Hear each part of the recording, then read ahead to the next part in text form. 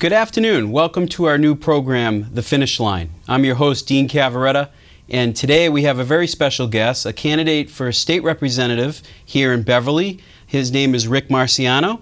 Rick, welcome to the program. Thank you, Dean. Thanks for coming in. Thanks for coming in. Rick, you're running in the 2014 general election as a Libertarian candidate. You've been involved locally here in Beverly in several different initiatives.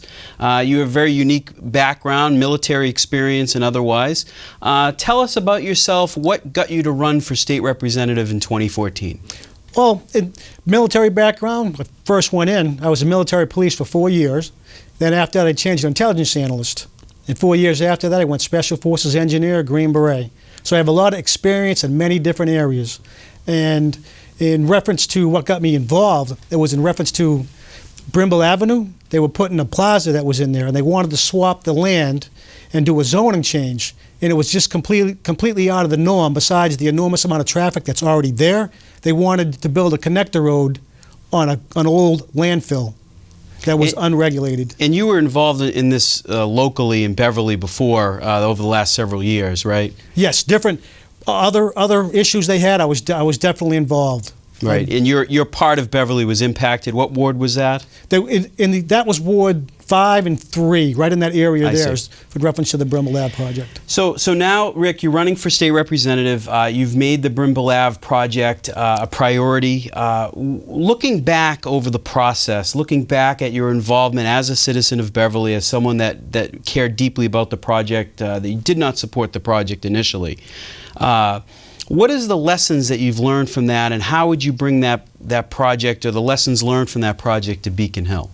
Well, immediately when the state rep, Jerry Paracella, he was made aware that this was taking place, he should have got with the neighborhood, and he should have formed like a community advisory committee. Right. Very common that the Mass DOT does, citizen advisory committees. Yes. Yeah. But unfortunately, they found out that the developer who worked for him was actually the firm that Jerry Paracella worked on.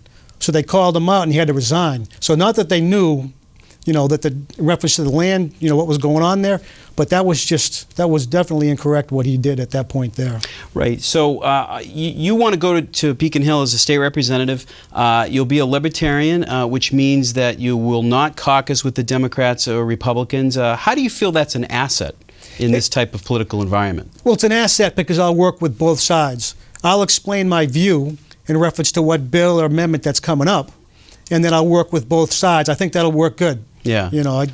We need to all work together. Right. Politics is not a sport, and unfortunately they're making politics into a sport. You have one side that wins, the other side loses, and they're left behind. It should not be like that. So we need to work as a whole, and that's what I'd like to see. Right. Rick is running for Beverly. Beverly's the only city in the district. The official name is the 6th Essex District that people will see on their November 4th ballot. Rick, what's your website so people can get more information on you? www.rickmarciano,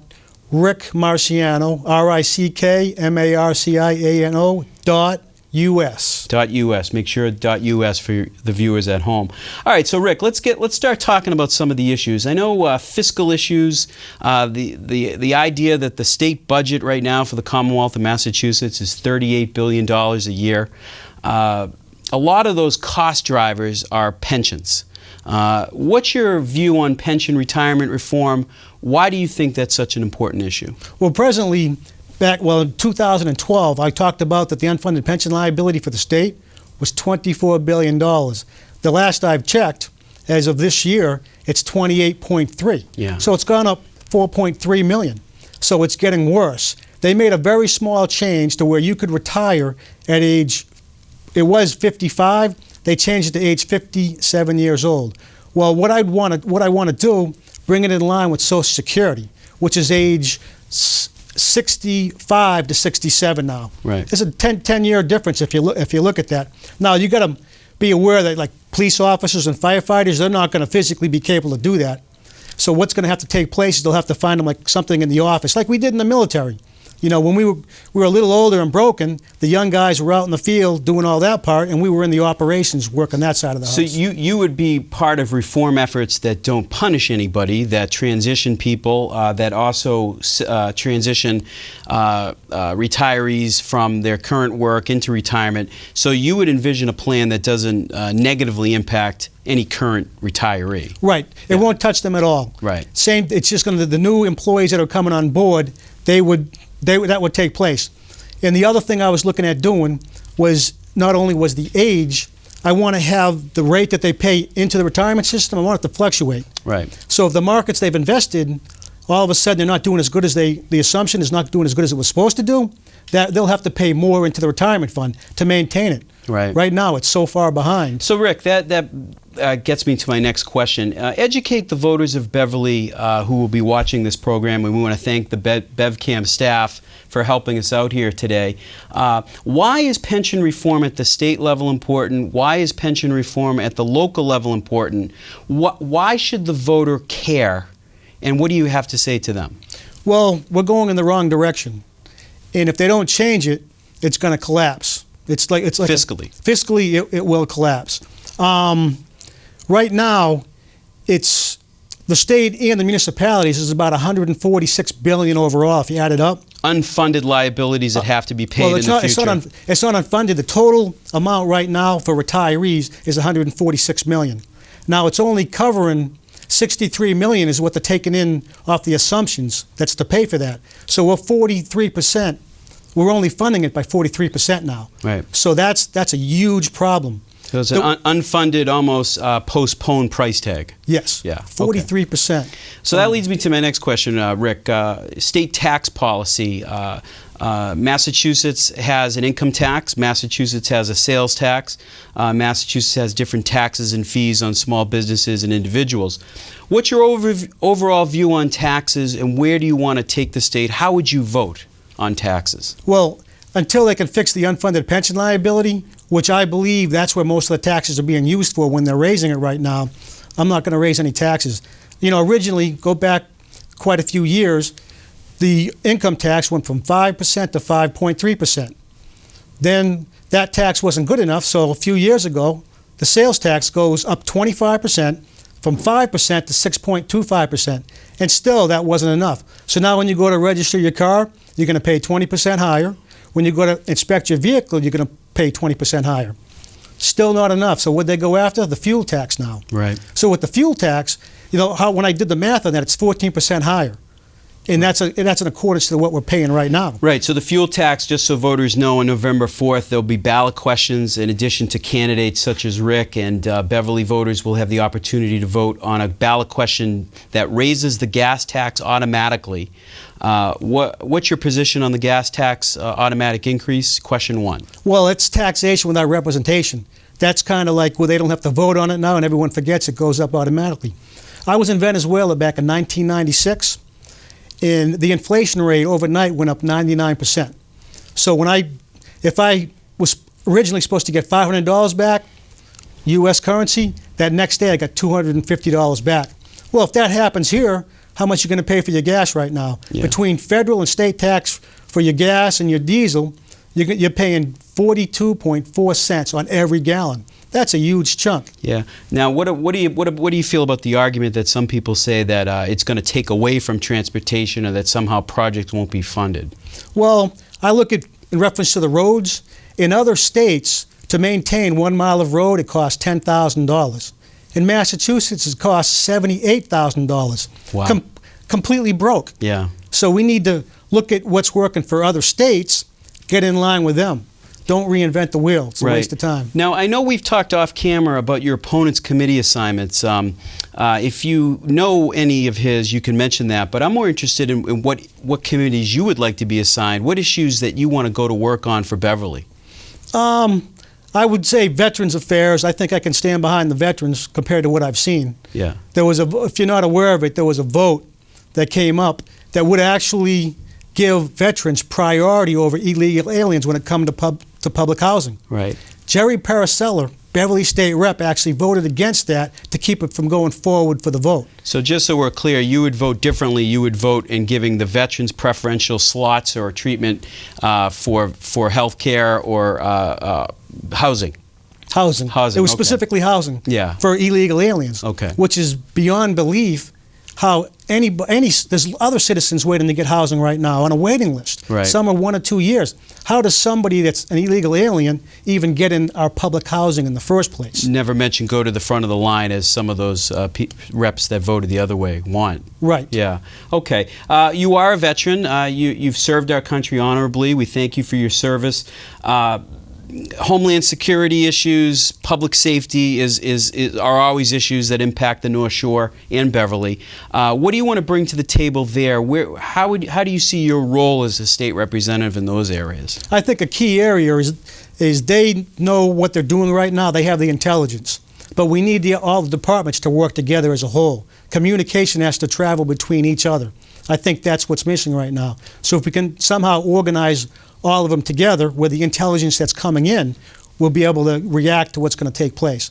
But that's been a few problems we've been having. The intelligence hasn't come in time, or it may have been ignored. So we may need even hire better individuals that actually are qualified to do the job in the first place. Yeah. You know, I think we have some individuals, from what I understand, that they're in positions that they're not really qualified for. Right. So that'll be a priority also. Yeah, okay. Now, I know in your race you're going against the incumbent office holder. Have there been any public debates? Are you seeking debates? What's the status on that? Oh, I asked him a few days ago, hey, Jerry, we having a debate? And he just, that he didn't answer me. The second time, Jerry, is there a debate? He just put his hands in the air. Yeah. Of course, we'd certainly welcome our forum here if we could get into studio and have both candidates of equal time. But we certainly wait to hear from him on that. Yes. Yeah, okay. Let's move to education. Beverly's school budget, like most school districts in the Commonwealth, ends up being 2/3 of all revenue that comes into our municipalities, thereabouts.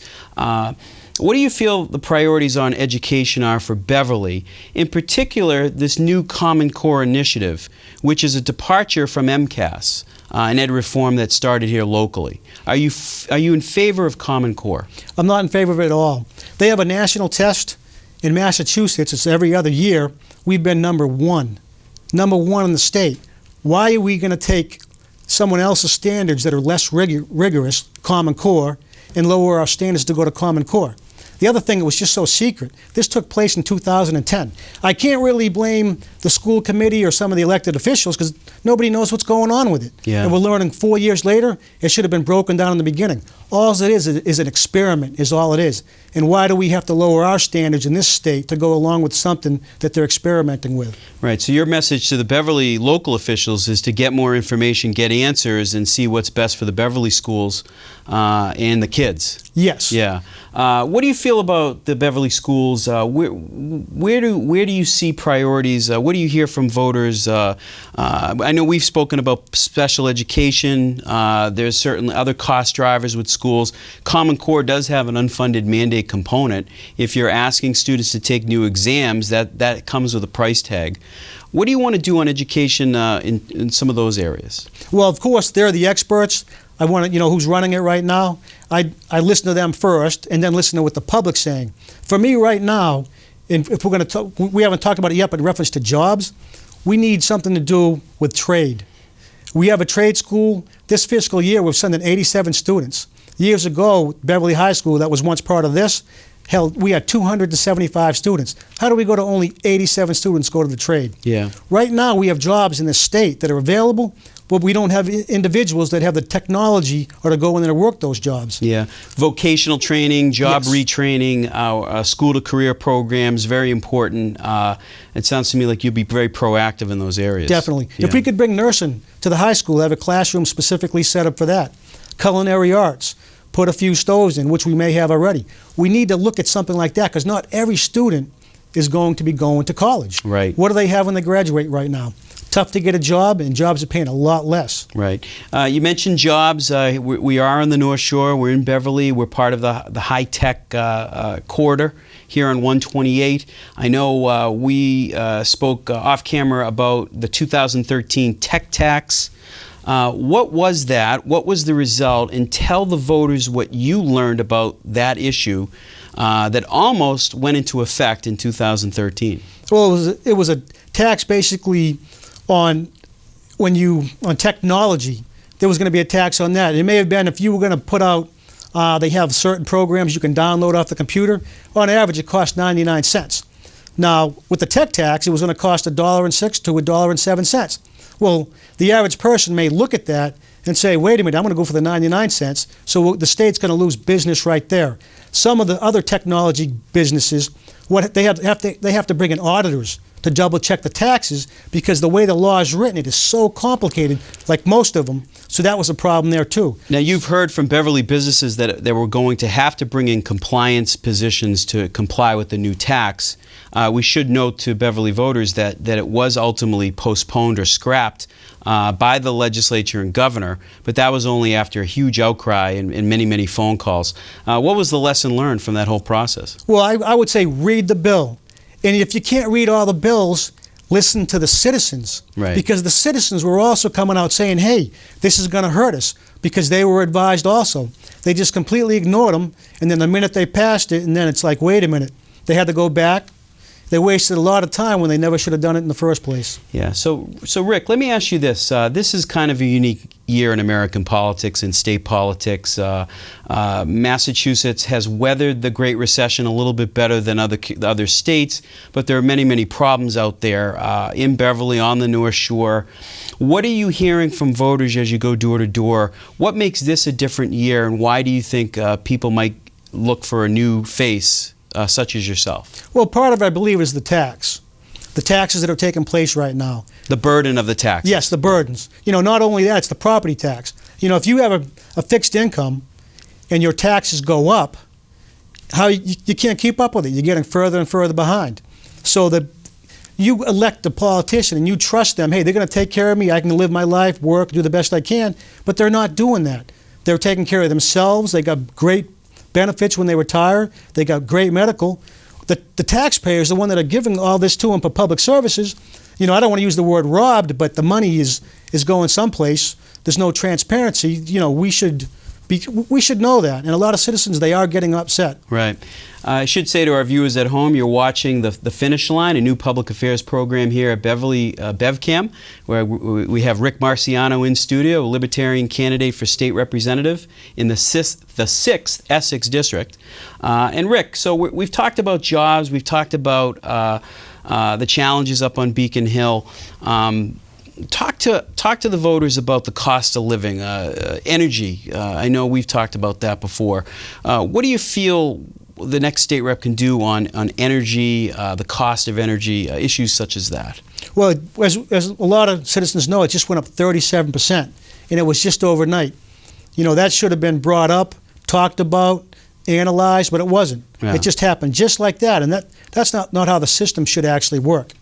So they're saying what happened with the power plant going down in Salem. I don't know what that has to do with anything, how that made it go up 30%. Right. But that was one of the reasons. Yeah. But there's no excuse to put that burden on the citizens right away with everything, everything else they're trying to meet right now. Yeah. Taxes, fuel tax. That's certainly very important. Senior issues, senior citizen issues. Many state reps talk to our seniors on a regular basis. They're very visible. Usually the state reps is the first person they call when they have an issue. How do you plan to approach that? Are you going to have office hours with them, or what's your approach to senior issues? Well, I'll definitely have office hours. Yeah. Then I can go visit each housing area, where they have the seniors. We have a large amount of affordable housing in the city of Beverly, and we actually need more because as our population age continuously increases, it's very important to create, more affordable housing for seniors. Right. How has your experience been running against the machine? Democratic incumbents are the majority in our state in Beacon Hill. Make the case to the voters as to why competition is a good thing. Why should they go in a new direction as opposed to, say, going with something that might be more familiar? Well, when you make a vote not to give veterans a priority over illegal aliens, that's one of the reasons that you're going to run against them, because you need to send a message. Hey, we're tired of what's going on. We love our party, and we're gonna put you in office, but do the right thing, not something that doesn't make any sense whatsoever. So I think the message-wise, I'll be there to do it the right way. So that's what I say. You know. Yeah. Now, in your race, you've called for debates that hasn't occurred. What has been effective places to campaign in Beverly? Where do you plan to campaign in the weeks left in this short campaign? Well, I have more flyers to put out, and have other individuals help me. This whole week of rain has hurt quite a bit of it. Right. But the word's getting out. I'm getting, talking to the citizens, and they say, we like that you're out here, you're doing this, because we're getting face to face, and we get to voice our opinions and say everything. Yeah. So, overall, it's going great. They ask, what party are you? And I say Libertarian. They said, oh, good. So that I haven't had one individual come out and say anything negative about a Libertarian. You're a new alternative, a fresh face. Right. Yeah. We've been talking with Rick Marciano, Libertarian candidate for state representative here in Beverly. His committee to elect Rick Marciano is at 141 McKay Street here in Beverly, 01915. The number to contact Rick's campaign is 978-327-8126. Rick's website, you want to tell the viewers your website? Website is, it's Facebook, Rick Marciano for State Representative of the 6th Essex District.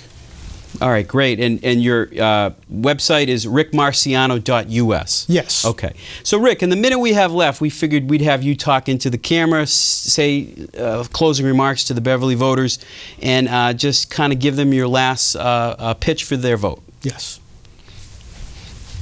Is it time to send a message that we're tired of everything that's going on with the taxes being raised and not taking care of the citizens? Well, if you think it's time, send that message and vote for me. I've explained the unfunded pension liability. There's not enough coming in off the assumptions, what they have invested, to pay for the retirees. That doesn't take place. What do? Raise the income tax. After that, as I stated before, they raise the sales tax. Still not enough. Then they go after the registration fee tax and your vehicle inspection tax. Not enough to pay for the unfunded pension liability? Boom. Now they're going after the gasoline tax is what they're going after. Now, what's the next tax they're going after? I'm going to vote against the next tax. Like I said, we've got to take care of the unfunded pension liability, and that money needs to work for the citizens. So I want transparency and accountability. That's what's lacking there. If we don't have transparency, we can never have accountability. You've been listening to Rick Marciano, 2014 Libertarian candidate for state representative here in Beverly. We want to thank the BevCam staff for their help, Tim Hezzy on camera, Michael Gendre, director, cameraman, and thanks to the staff here at BevCam. My name is Dean Cavaretta, and this program is The Finish Line. Thank you very much.